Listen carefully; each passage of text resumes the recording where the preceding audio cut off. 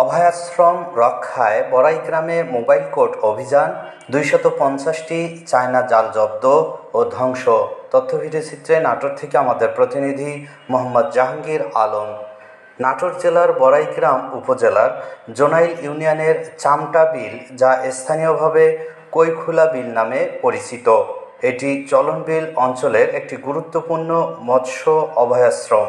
প্রতি বছর নির্দিষ্ট সময় পর্যন্ত এই এলাকায় মাছ ধরা সম্পূর্ণ নিষিদ্ধ ঘোষণা করা হয়, যাতে করে মাছের প্রজনন প্রক্রিয়া নির্বিঘ্নে সম্পন্ন হতে পারে।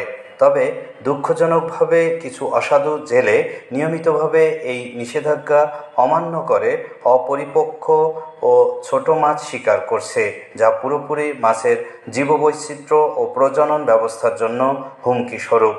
মোবাইল কোর্ট অভিযানের এই অবস্থায় মোকাবেলায় বড়াইগ্রাম উপজেলা প্রশাসন ও উপজেলা মৎস্য অধিদপ্তরের যৌথ উদ্যোগে আজ একটি মোবাইল কোর্ট অভিযান পরিচালনা হয়।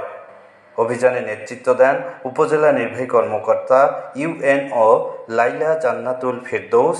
তার তত্ত্বাবধানে চামটা বিল এলাকায় অভিযান চালিয়ে প্রায় ২৫০টি চায়না জাল জব্দ করা হয়।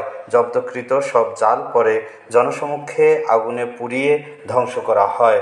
অভিযানে অংশ নেন বড়াইগ্রাম উপজেলার সিনিয়র মৎস্য কর্মকর্তা ও উপসহকারী মৎস্য কর্মকর্তাগণ।